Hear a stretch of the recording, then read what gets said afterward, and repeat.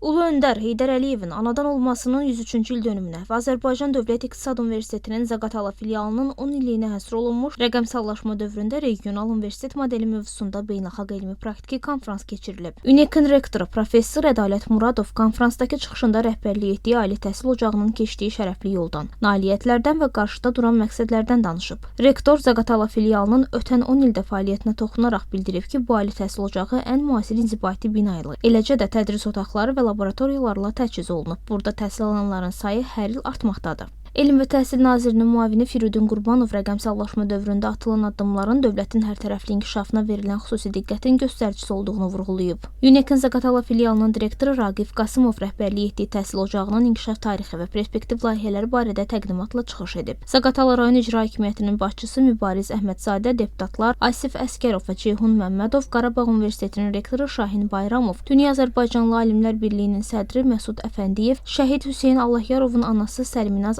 Allahyarova çıxış edərək 10 il əvvəl fəaliyyətə başlayan filialın rayonun və bölgənin, eləcə də ölkəmizin təhsil həyatındakı rolundan danışıb, kollektivə gələcək işlərində uğurlar diləyiblər.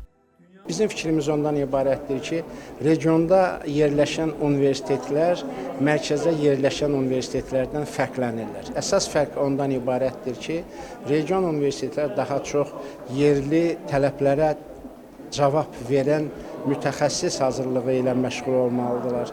Eyni zamanda regional universitetlər fundamental tədqiqatlar aparmaqda çox böyük potensiala və gücə də malik deyirlər. Düşünürük ki, regional universitetlər daha çox tətbiqi tədqiqatlara önəm verilməlidir.